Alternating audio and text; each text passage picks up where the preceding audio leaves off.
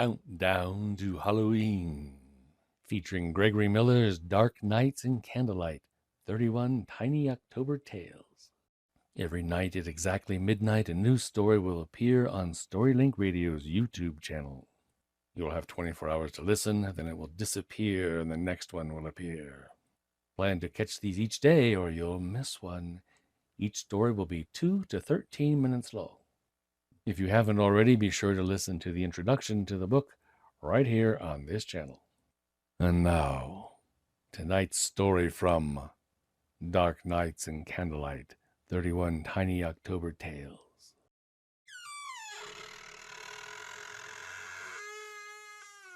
October 8th, The Rendezvous. It was evening, and William and Francine were 17. And he was going away and she was staying behind. The present had moved them into the future, and the future was now. They stood beneath the trees at the top of the hill, leaves falling on and around them as the wind blew. Far below, the lights of the small town twinkled cold and distant. Whatever warmth they promised, chilled by the encroaching dark and the thick of autumn. William looked at Francine. In the glow of the lantern, she appeared pale and tired, almost fragile. He knew the symptoms for what they were, the recognition of a forthcoming loss. It won't be forever. This is a short break, a hurdle we have to jump before the finish line, and once we cross it... We won't cross it, replied Francine. You'll be overseas for 5 years, and I'll be here waiting, and then not waiting anymore. I don't say that. 5 years isn't so long. It's more than a lifetime. He stared at her in silence, frustrated and lost. I put this off until the last minute because, well, I wanted you to enjoy these final weeks. But you must understand what this means. William shook his head, not knowing what else to do or say. You have lived here for 8 months, Francine continued. She took his hand in her quite cold one. Long enough for us to fall in love, not long enough for you to set down any other ties. And now you're going to college, and this town and I will become a sweet memory that becomes fainter with every passing year. And in 10 years, maybe 20, all I'll be is a hazy, bittersweet emotion you feel every time you pass a maple tree at sunset, stand atop a wild hill. No, William said firmly. In 5 years, I'm going to take you away, and we can be together forever. I'll come back. You just have to be patient. Oh, I will be patient, Francine said, equally resolved. But you won't come back. William felt tears prick his eyes. Ashamed, he lowered his head, fished in his coat pocket, and pulled out a red velvet box. Francine took it with a trembling hand and opened it. Oh, beautiful, she said, and withdrew a silver heart-shaped locket. Just beautiful. She fastened the locket's chain around her neck, stepped back so he could admire it, and smiled. She looked radiant in the shifting, flickering glow of the lantern, and the silver heart reflected white light like ice. I want you to keep it with you always, he said softly, and when I come back I'll replace it with one of gold.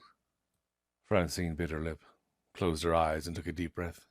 And then slowly, with great effort, she steadied herself, opened her eyes again, and managed a thin smile. And now I have a gift for you. Oh, no, you can't afford... It doesn't cost anything, but it's all I can give. Your gift, William, is this. 20 years from now, if you're still alone in the world, come back to this hill at dusk. 20 years exactly, on October 8th, 1921. And I will meet you here. William sighed.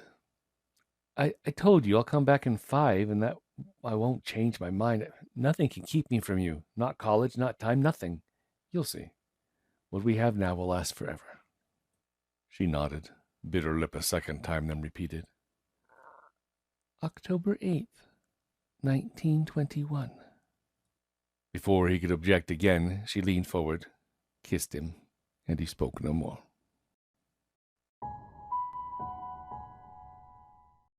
It was evening, and William was 37. Annie had returned. The hill seemed less high, the town diminished, but the old maples still rustled in the autumn wind, and dusk, still abrupt and aggressive the way only a small town dusk can be, encroached forcefully despite the electric lamps in the streets below, and felt cold on his neck and hands. 20 years had passed in a blink, time flowing like a river toward a destination he could never have foreseen.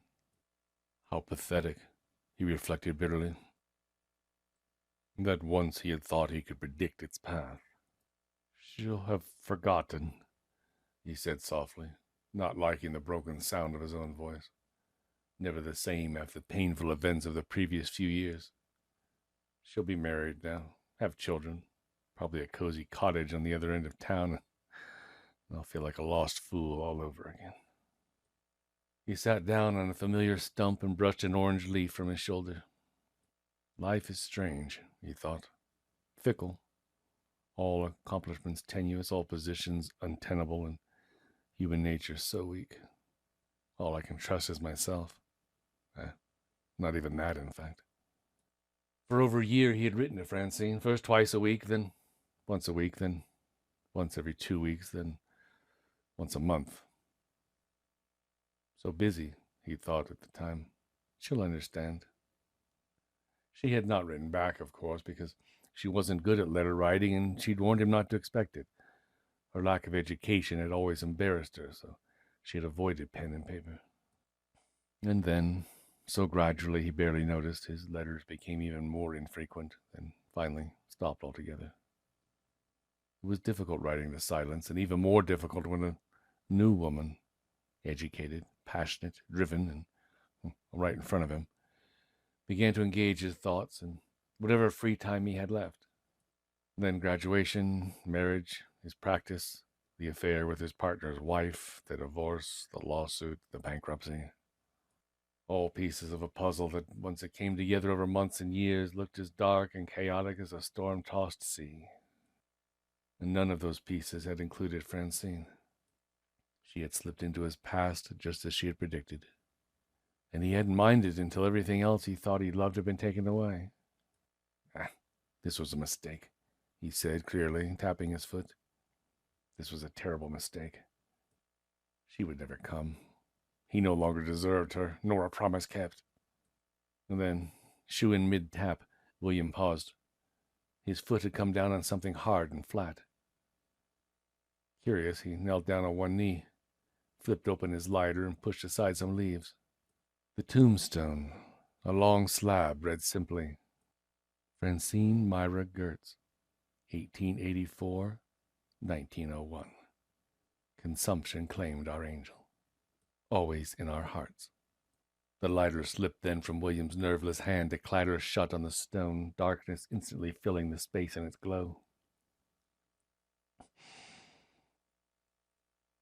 He remembered Francine's pale face, cold hands, and the ennui he thought had been stress, but had apparently been something far, far worse. And he realized all in an instant that Francine had known. No, he breathed. It's not possible. I won't believe it. I can't. Yes, he thought. You must believe it. She knew, and here we are, together again. Shaking his head, William got to his feet and brushed himself off. A shiver snaked through him as he realized just how isolated he was, standing on a deserted hill above a town he now barely knew. All those years ago, why had she wanted him to come back now? To buffer the pain of the loss with time? Of course. Doubtless Francine had not wanted to anchor him here by telling him she was ill, or to throw his formative years off course with news of her death. So selfless, so loving. Yet now, 20 years later, he was standing by a grave at the spot of his most bittersweet memory, more alone now than ever before. Over the years, especially during the recent dark days, it had comforted him somehow to know Francine was living her life, hopefully happy, her beauty still gracing this town still home to her beauty. Now even that had been taken away. The desolation was devastating. In the darkness, he reached into his pocket and pulled out a black satin jewelry box. Tears building in his eyes, he opened it, removed an exquisite gold locket, and laid it gently on the grave. "Oh, God," William said. "Francine, I'm here. I kept my promise. Oh, but how I wish you would." He stopped. Something had silenced him.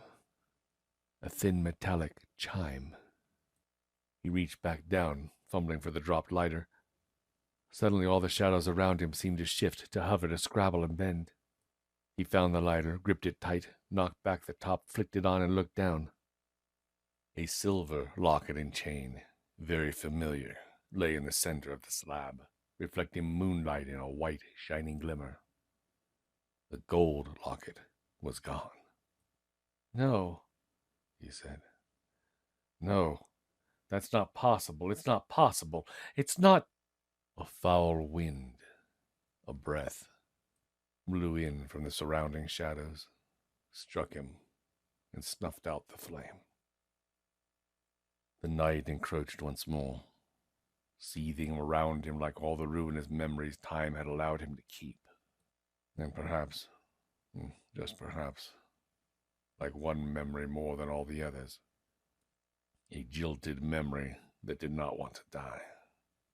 And now a new idea occurred to him that, given life, refused to go away. Francine had known she was dying, yes, but had still wanted him here now. Only not to give him closure. With a tremulous hand, William flicked the lighter once, twice, 3 times until the shaking light steadied. He breathed in, out, in, then held the flame high. His screams woke half the town, but no one ever learned whose they were. You've just heard tonight's story from Dark Nights and Candlelight, 31 Tiny October Tales from author Gregory Miller. You can get this book right now on Amazon at the on-screen link, and Kindle Unlimited users can borrow a copy of the book for free. You can learn more about Gregory Miller and his many amazing books and projects at his website, On Screen. If you have not already, be sure to listen to our event video here and visit our event website to learn all about our upcoming events. Remember to come back after midnight for our next tale. Oh, and don't forget to hit the subscribe button for Storylink Radio.